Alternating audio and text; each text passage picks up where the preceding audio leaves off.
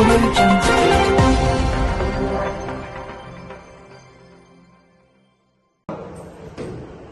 ఈ ప్రెస్ మీట్లో సోదరుడు నాగరికర్ణం శాసనసభ్యులు పుష్పుల రాజేష్ రెడ్డి గారు, అదేవిధంగా నిజాం ప్రదీన్ సీను రాజు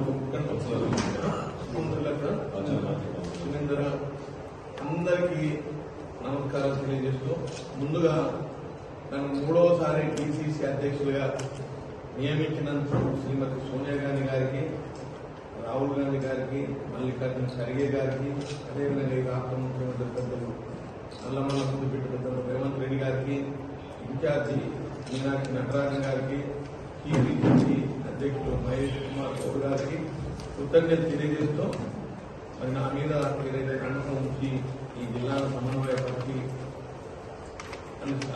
పార్టీ స్ట్రెంత్ కోసం ఏదైతే నా మీద ఉన్న నమ్మకాన్ని ఒమ్ము చేయకుండా అందరినీ కలుపుకొని పనిచేస్తానని మనం చేసుకుంటూ, ఇవాళ ముఖ్య విషయం ఏమిటంటే గ్రామ పంచాయతీ నాగరికర్నూలు జిల్లాలో ఉన్నటువంటి 4 నియోజకవర్గాల్లో, ముఖ్యంగా నాగరికర్నూలు, అచ్చంపేట, కొల్లాపూర్ అండ్ కల్వకుర్తి, దీంట్లో 20 మండలాల్లో మరి గ్రామ పంచాయతీ ఎన్నికల్లో గ్రామ పంచాయతీ అంటే సర్పంచి అభ్యర్థులుగా పోటీ చేస్తున్నటువంటి అభ్యర్థులకు, ముఖ్యంగా కాంగ్రెస్ పార్టీ బలపరిచిన అభ్యర్థులందరినీ కూడా ఈ నాగరికర్నూలు జిల్లా ప్రజలందరూ కూడా గెలిపించాలని వాళ్ళకి నేను అప్పీల్ చేస్తా ఉన్నాను, వాళ్ళకి మనవి చేస్తా ఉన్నాను.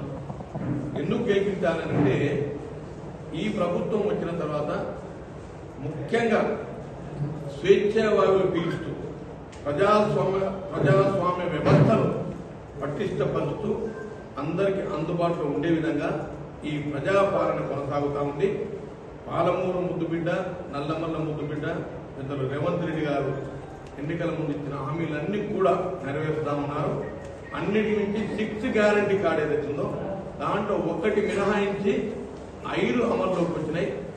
1 ఉచిత బస్ ప్రయాణం కానీ, అట్లాగే 200 యూనిట్ల వరకు ఉచిత కరెంటు కానీ, తర్వాత మహిళలకు ఏవైతే వడ్డీ లేని రుణాలు కానీ, రైతు భరోసా కానీ, రైతు రుణమాఫీ కానీ, ఇందిరమ్మ ఇల్లు కానీ, అన్న బియ్యం కానీ, 500 రూపాయలకి సిలిండర్ కానీ, ఈ రకంగా అన్నిటిని కూడా అమల్లోకి తీసుకొచ్చిన ఘనత గౌరవ ముఖ్యమంత్రి గారు దక్కింది.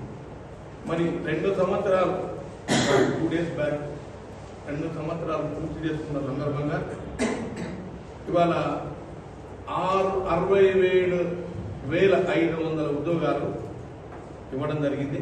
అదే కాకుండా 5.7 లక్షల 5,75,000 కోట్లు పెట్టుబడులకు గ్లోబల్ సమ్మిట్ నిర్వహిస్తా ఉన్నారు.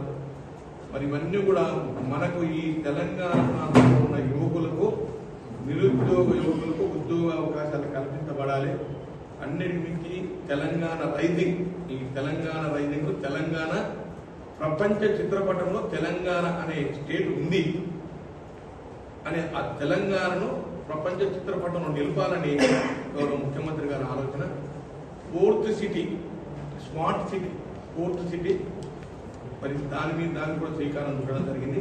ఇదే కాకుండా గ్రామీణ ప్రాంతాల్లో, ముఖ్యంగా గ్రామ పంచాయతీకి సంబంధించినటువంటి గ్రామాలలో మురికి కాలువలు కానీ, సీసీ రోడ్లు కానీ, స్ట్రీట్ లైట్స్ కానీ, అక్కడ ఉన్నటువంటి రోడ్లు కానీ, వీటన్నిటికీ అత్యంత ప్రాధాన్యత ఇస్తూ గాంధీ గారు కన్నటువంటి కళలు గ్రామ స్వరాజ్యమే నా లక్ష్యమని మహాత్మా గాంధీ గారు ఏ రకంగా చెప్పారు, దానికి కట్టుబడి ఇవాళ ఈ ప్రభుత్వం పనిచేస్తూ ఉంది.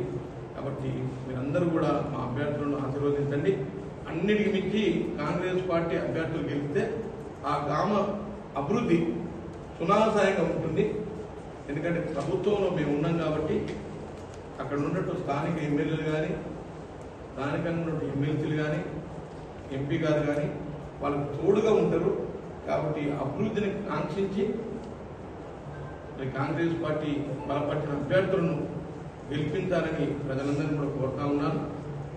అదేవిధంగా ఎక్కడ ఏదాంటి చిన్న చిన్న పొరపాట్లున్నా, చిన్న చిన్న మనస్పర్ధలున్నా అవన్నీ పక్కకు పెట్టి కాంగ్రెస్ పార్టీ కార్యకర్తలు, నాయకులు సమిష్టిగా పనిచేసి అభ్యర్థి విజయం కోసం పనిచేయాలని మీ అందరు కూడా నేను అప్పీల్ చేస్తా ఉన్నాను. అదే కాకుండా అందరూ కూడా జిల్లా స్థాయిలో ట్రైనింగ్ క్లాసులు కూడా త్వరలో కండక్ట్ చేయాలనే ఆలోచన ఉంది. తప్పకుండా ప్రజాస్వామ్య వ్యవస్థను పటిష్టపరుస్తూ గ్రామ స్వరాజ్యం నా జన్మాత్మ అని ఏదైతే చెప్పిందో మహాత్మా గాంధీ గారు, గ్రామ స్వరాజ్యానికి కట్టుబడి గ్రామాలు బాగుంటేనే పట్టణాలు బాగుంటాయి, గ్రామాలు బాగుంటేనే దేశం బాగుంటుంది. కాబట్టి ఆర్థిక వ్యవస్థ